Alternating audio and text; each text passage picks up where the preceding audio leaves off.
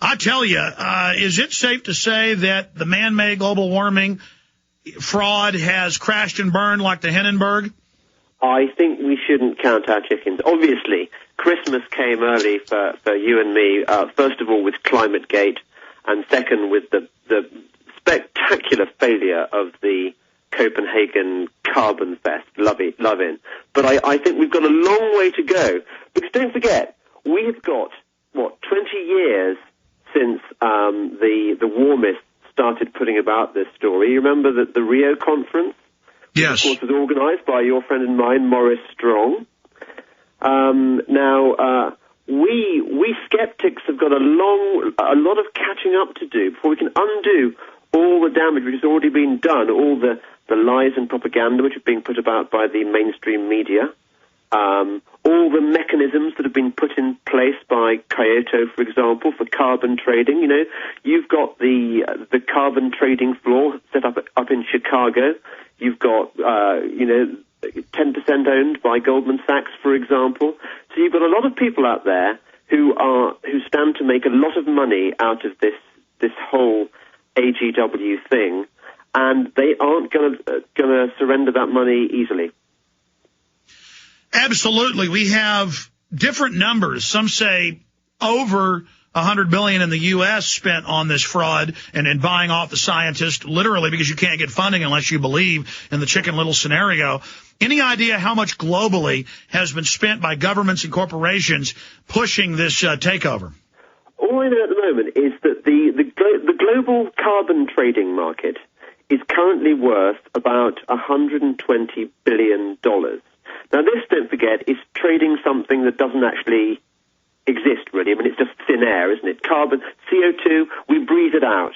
The idea that traders have created a mechanism whereby they can trade the stuff that we all exhale is Enron economics writ large. And funnily enough, the guy who invented CO2 trading was none other than Ken Lay, the guy who founded Enron. And this market, this false market, is estimated to increase into the trillions within the next 2 decades.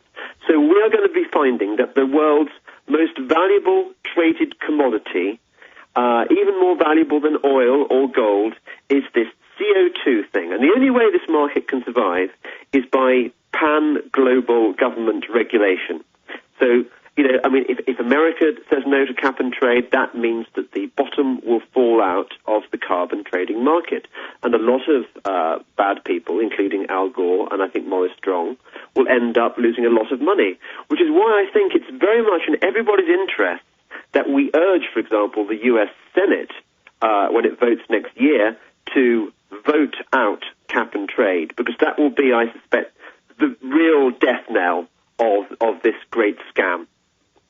Absolutely. Now, Gordo Brown, the unelected prime minister of England that no one can seem to get rid of, he is saying, I'm writing the agreement that the industrialized nations have signed on, even if the third world got wise and bolted, that the West will give money to the IMF and World Bank, I guess, to dangle in front of the third world to sign on, which, of course, conservative estimates have it at $10 million a year extra that'll starve to death, who are living on that, that razor's edge between starvation and life. He's saying that they're just going to go ahead and implement it. Obama last week said, look, command and control. I don't care if the Senate doesn't ratify or go along. I'm going to use the EPA to declare CO2 as some type of deadly nerve gas. And I mean, so they're just openly coming out as dictatorial creatures. And now they say the EU, and break this down for us, the EU is going to now keep track of everyone. Even if you don't sign on, they're going to be your minder and hold back your IMF World Bank dole if you don't go along with it? Well, the European Union, certainly the European socialist superstate, has been a very early adopter of the whole climate, the whole carbon trading mechanisms. They are forcing all the member states to reduce their CO2 levels by X amount by 2020, and the various libtard governments have mostly embraced this wholeheartedly. It's interesting that the European Union has reform on this. Almost all the member states of the European Union, when on those rare occasions where their people have had the chance to vote on the issue about whether or not they want to be part of this ever-increasing socialist superstate, they always say no. What does the European Union do? It always says, okay, we're just going to ignore the voters' requests, democratic requests, and we're going to carry on as usual and ride roughshod over their desires. This practice is also being adopted by the AGW, the International Global Warming Movement. You know, never mind all the scientific evidence that emerges and is emerging all the time that global warming is not man-made, and even if there is global warming going on, it is not catastrophic. Never mind all scientific evidence. We are going to carry on with our program as before, completely disregarding. I mean, I don't know how. Presumably, all your listeners are on side, Alex. But the thing I noticed blogging on this subject on the internet is just how many people out there on the internet are feeling betrayed by their governments, by their newspapers, which are not telling them the truth about it. And that was my next point. I read ABC News.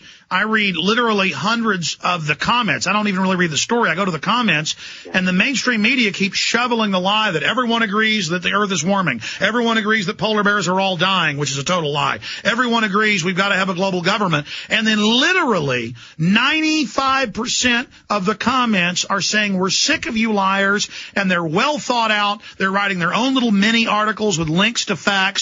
There is a rebellion. I think the mainstream media, is this what you're getting at? Yes, the mainstream media is committing seppuku by continuing the party line. Alex, your analysis is absolutely spot on. There is no question that this will be seen in the future when people analyse the death of the MSM. This will be the point where the MSM killed itself, because it has refused to move with the times. It's refused to address the issues that are of concern to its readers.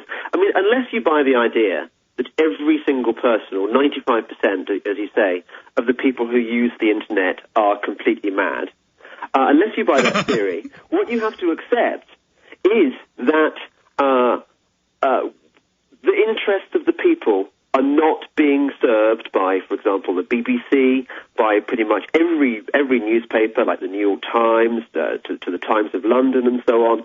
They are being completely ignored. All these newspapers, and of course the BBC as well, and of course most of the mainstream TV networks in the US, apart from possibly Fox, all these organizations employ environment correspondents. And all these so-called environment correspondents, they might as well, be writing press releases for Greenpeace or Al Gore. They're lapdogs. They never question the scientific issues. They're not interested in finding out the truth. All they care about is towing a particular line, which is the world is getting hotter, it's all our fault, we must spend more money now. Unbelievable. Let's continue then talking about the seppuku. That's when, I guess, the Japanese term for when they commit suicide with the short sword. That is pretty much what the mainstream media has already got the knife in. They're now pulling it up into their rib cage, completing the act of seppuku. And all I can say is more power to them. We'll be right back.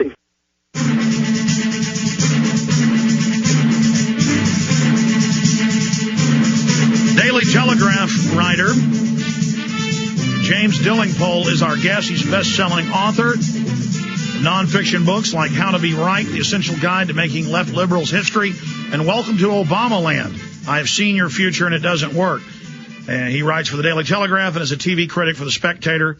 He has a blog at the Daily Telegraph, which he uses to disprove man-made climate change. JamesDelingpole.com is the website. That's James Delingpole, D-E-L-I-N-G Pole.com. Okay, you got cut off by the satellite break. You were getting into the mainstream media committing suicide because they just are such arrogant elitists. Continue. Well, I was going to say how fantastic it's been for people like you and me, because we are the guys who are putting out the truth when the people who are the guardians of the truth are no longer doing their job. We used to rely on newspapers like The Times